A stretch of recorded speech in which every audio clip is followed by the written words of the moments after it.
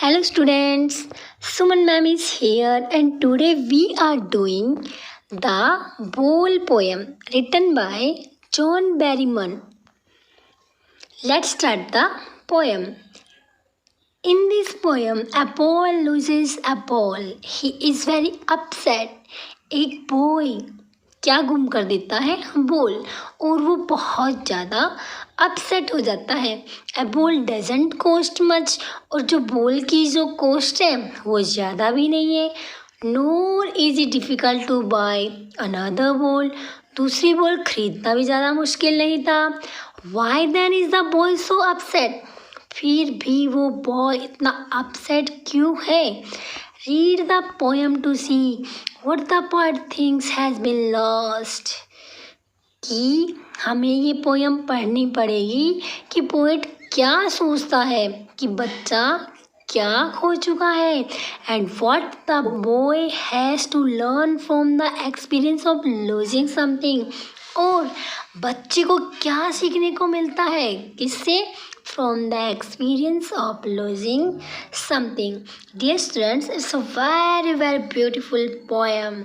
It is a symbolic poem and here the bowl symbolizes the boy's childhood innocence. यहाँ पे जो बोल है वो किसको सिम्बलाइज कर रही है.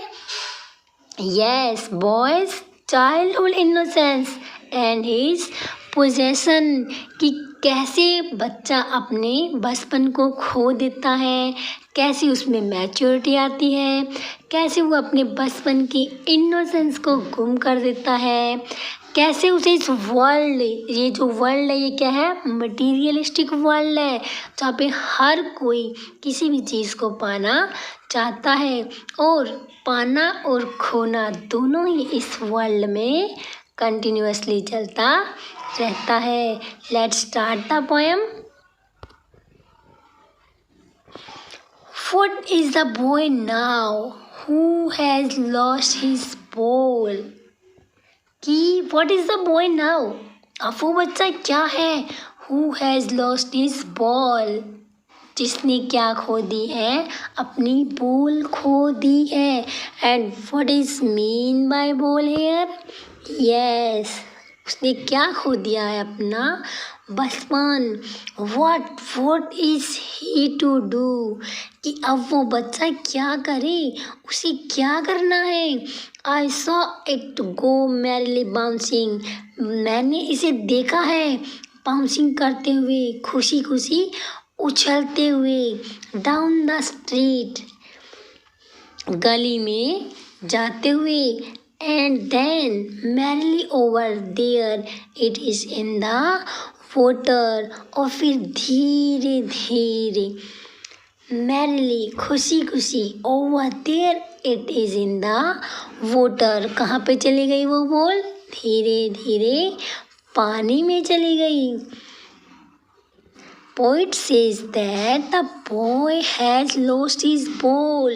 He learns for the first time in his life what it is like to experience the loss of his possession. The ball symbolizes his childhood memories. The ball is the valuable possession of the boy. सभी के लिए बचपन valuable possession होता है बच्चों. हमारे लिए सभी के लिए जो मोस्ट वैल्यूएबल थिंग होती है वो क्या होती है, हमारा बचपन. और एक बार बचपन चला गया तो लौट कर नहीं आता. I saw it go merrily bouncing down the street.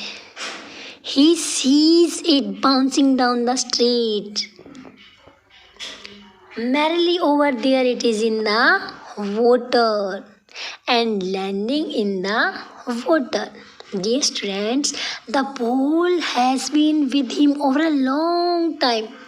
काफ़ी टाइम तक, लंबे टाइम तक बचपन उसका उसके साथ था. It forms an integral part of the childhood memories. It also implies that the boy's innocence is being replaced slowly by the experience of life. बचपन की जो इनोसेंस है वो धीरे धीरे किस में बदलती जा रही है, replace slowly by the experience of life when he will be losing and gaining many things. बहुत सारी चीज़ें उसे मिलेंगी और बहुत सारी चीज़ें उससे गुम हो जाएगी। It may also mean the startup of his gaining maturity. ये किसकी स्टार्टिंग होगी, ऑफ हिज गेनिंग मैच्योरिटी। धीरे धीरे से चाइल्डहुड से वो क्या किसकी ओर बढ़ता जाएगा, मैच्योरिटी की ओर। No use to say oh there are other balls and ultimate shaking grief fixes the boy. No use to say, अब ये कहने का कोई फ़ायदा नहीं है, oh there are other balls की बहुत सारी दूसरी बॉल्स है जो हम खरीदे सकते हैं। And ultimate shaking, ultimate means final, shaking हिला देना, कंपा देना, और एक अचानक ही ultimate shaking grief fixes the boy, एकदम से झटका देने वाला जो ग्रीफ, जो दुख है वो बच्चे को क्या कर देता है, शेक कर देता है, हिला देता है। As he stands rigid, rigid means hard, और जैसे ही बच्चे को ये सुनने को मिलता है, एज ही स्टैंड्स रिजिड, वो बिल्कुल rigid, rigid means hard, trembling, staring down all his young days into the harbour. और बच्चा एक जगह खड़ा हुआ, कांपता हुआ कहाँ देख रहा है, हार्बर की ओर देख रहा है। वेयर हिज बॉल वेंट, जहाँ पे उसकी बॉल चली गई थी। The poet wants to say that there is absolutely no use to say that there are another balls. The boy will get other ball, but this particular ball stands lost forever. He is emotionally shaken at the loss of this ball within. He is emotionally shaken at the loss of this ball, which signifies his childhood memory. He undergoes the process of losing things in life and stands transfixed due to it. अब उसे कोई भी चीज़ खोने के बाद में जो feeling होती है उसका एक्सपीरियंस उसे हो रहा है। As he stands rigid, trembling, staring down all his young days into the harbor where his ball went. He stands trembling and staring down all his young days into the harbor where his ball went. The boy feels that his childhood innocence will never come, कि उसके बचपन का जो भोलापन है वो कभी भी लौट कर नहीं आएगा। This is the grief that nearly shocks him over the loss, और इसी वजह से उसे क्या होता है, दुख होता है, और उसे क्या लगता है, शोक लगता है। किस लिए लगता है, उसके बचपन का लॉस हो जाने पर। I would not intrude on him. Intrude means enter forcibly. कि मैं जानबूझकर इंट्रूड नहीं करूँगा, उसकी बातों में फोर्सफुली एंटर नहीं करूँगा।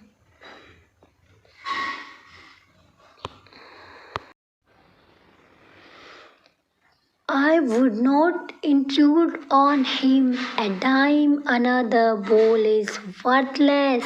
Now he senses first responsibility in a world of possession. Intrude means enter forcibly. Dime, a coin. Worthless, useless. World of possession. World of possessions means world of materialism. The poet says that he would not give the boy any money for a new bowl, as this new bowl would not substitute what the boy has lost. A realization of responsibility dawns. A realization of responsibility dawns for the boy when he loses the bowl. He cannot find the bowl, which symbolizes his sense of possessions.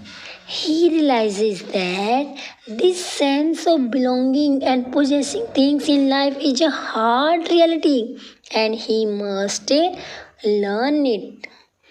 From this loss, the boy is learning what it is to lose one's possessions in the world of possession.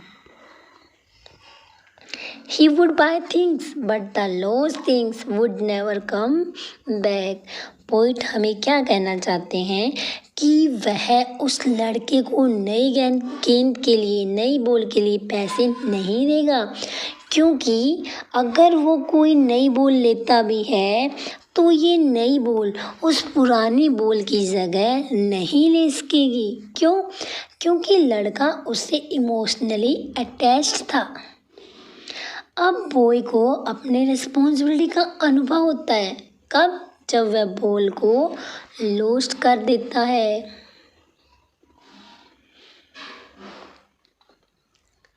अब बच्चा क्या करता है? Realise करता है कि हम किसी भी चीज़ को फोर्सफुली अपने पास में नहीं रख सकते। ये मटीरियलिस्टिक वर्ल्ड है, जहाँ पे चीज़ों को खोना और पाना चलता रहता है, और यही इस लाइफ की रियलिटी है और हमें इसे मानना ही होगा। अब बच्चा क्या सीख रहा है इससे? The boy is learning what is it to lose one's possessions. कि किसी भी चीज़ को खो देने का क्या मीनिंग है। वो ये सीखता है कि वो बहुत सारी चीज़ें खरीद लेगा, परंतु एक बार कोई चीज़ गुम हो गई तो वो वापस नहीं आएगी। Dear students, I'm putting you some questions. Tell me, what does the boy feel in losing the ball? The boy feels sad over losing his responsibility and the sense of possession. What lesson does the loss of the ball teach him? What lesson does the loss of the ball teach him? The loss of the ball teaches him a sense of belonging. Okay, tell me, why is another ball worthless for him?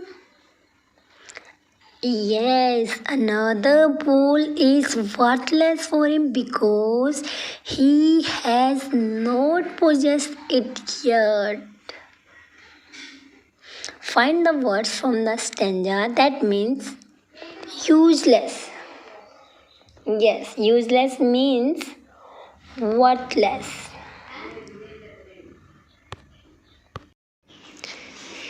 In a world of possession, people will take balls. Balls will be lost always. Little boy, and no one buys a ball back. Money is external. External means of the outside. External of the outside.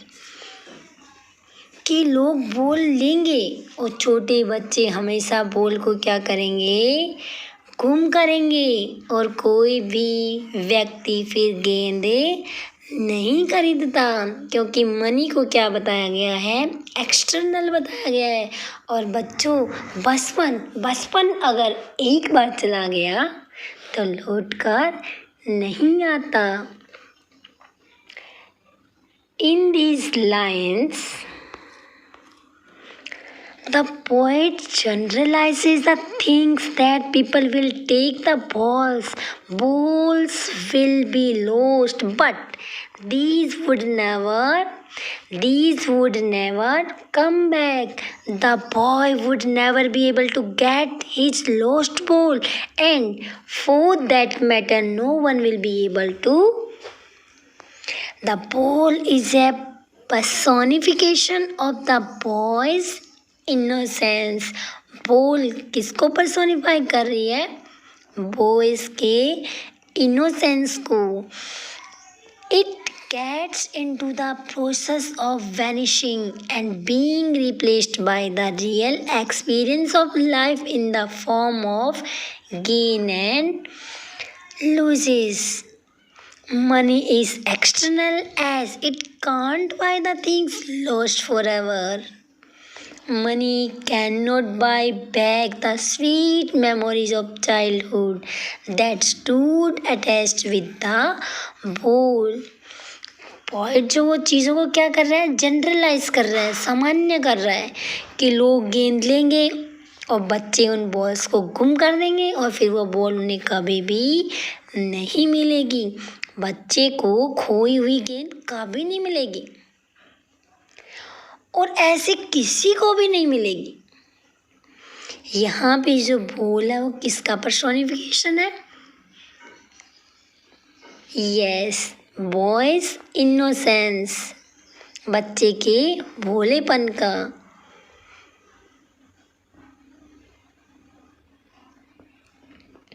खोने का experience, gaining and losing experience बच्चे को होता है। We know dear students that money is external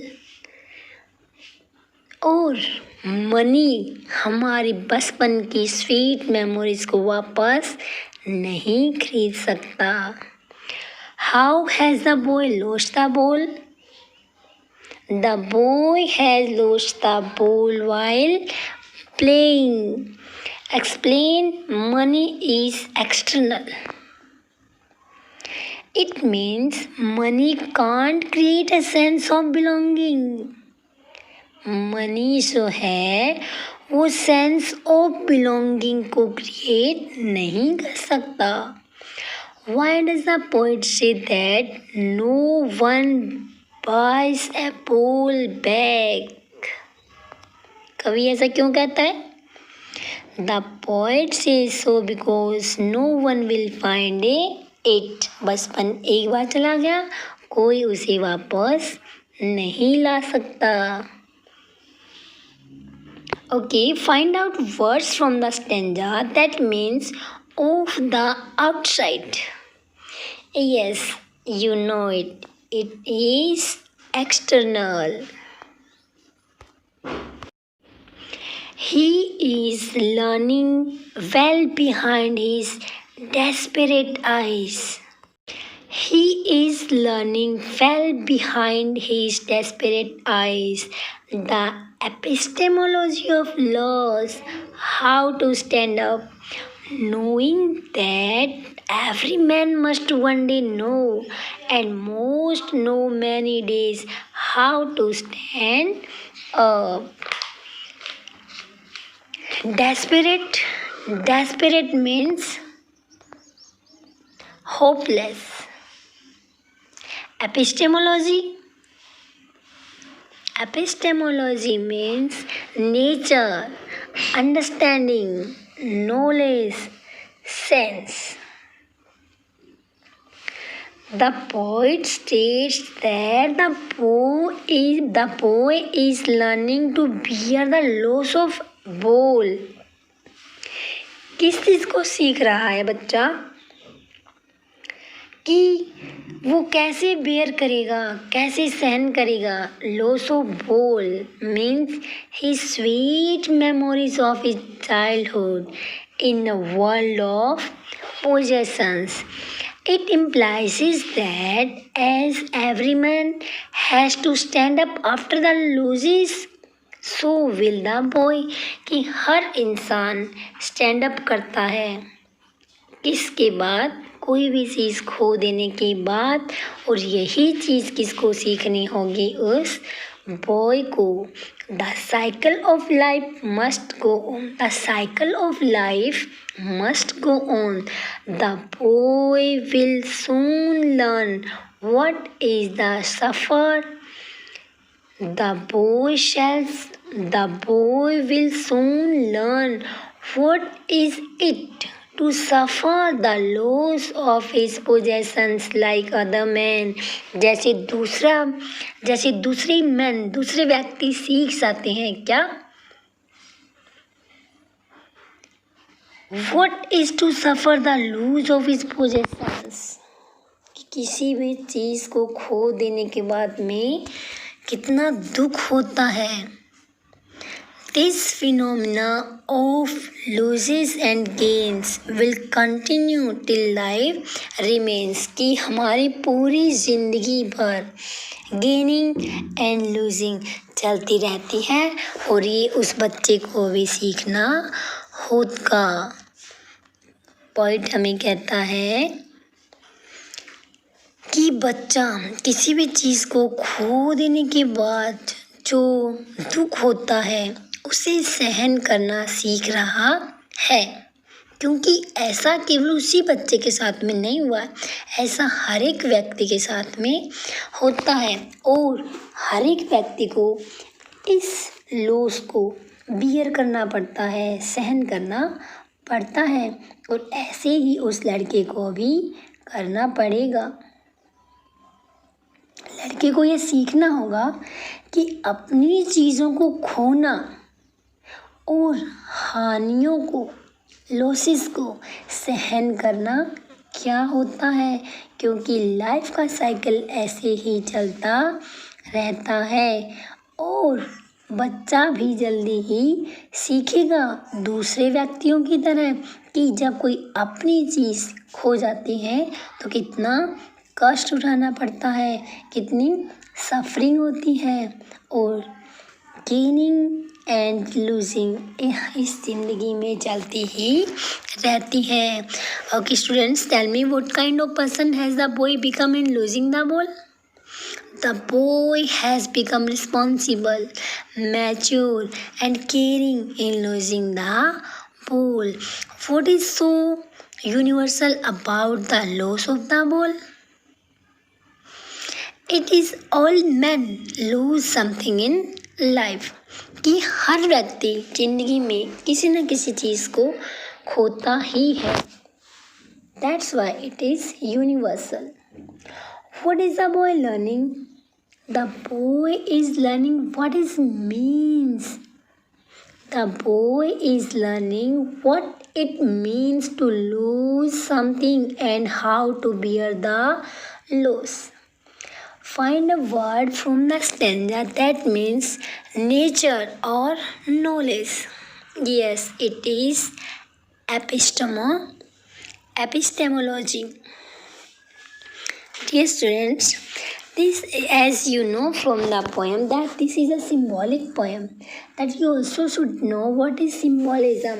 Symbolism means a figure of speech where an object, person or situation suggests and symbolizes another meaning other than the literal meaning. कि जो हम पढ़ रहे हैं, जो उसका लिटरल मीनिंग है, उससे डिफरेंट मीनिंग हमारे सामने आता है. जैसे कि हमने पढ़ा द बोल poem. In the poem The whole poem, the whole symbolizes the boy's childhood innocence and his possession. बच्चे के जो बचपन का जो इनोसेंस है उसको और उसकी पोजेशन को, क्योंकि हर व्यक्ति अपनी थिंग्स को लेकर के पोजेसिव होता है और बच्चा भी अपनी बोल अपने बचपन को लेकर के पोजेसिव था, लेकिन जब उसका बचपन चला जाता है और धीरे धीरे बच्चे में क्या आती जाती हैं, मैच्योरिटी आती है. जब बच्चे का बचपन जाता है, उससे लॉस्ट होता है, तो बच्चे को बहुत दुख होता है. लेकिन बच्चा धीरे धीरे जैसे दूसरे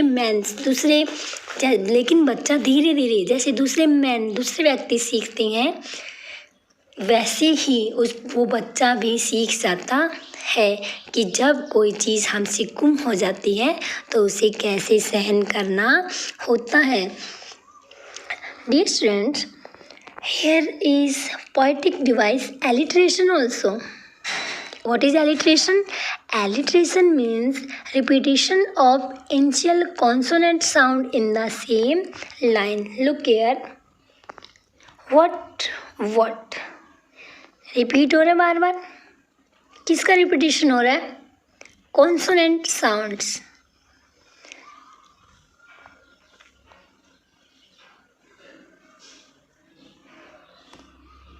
Here is also a repetition of bowls.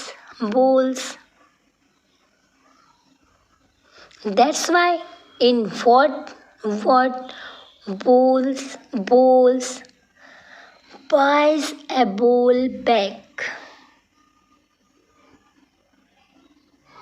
Buys a bowl back. B. So here is alliteration. Alliteration means repetition of initial consonant sound in the same line. एक ही लाइन के अंदर कॉन्सोनेंट साउंड का रिपीट होना क्या होता है? Alliteration होता है. And here repetition also of what and balls and bowls. And about symbolism I have told you. So this poem, the whole poem is completed, and I hope that you get the meaning of this poem. Okay, tell me, what is the central point in the poem? The central point in the poem is the loss of the bowl by the boy. It is also his understanding the loss and bearing with it. In the world of materialism, people lose things, but they have to forget that loss.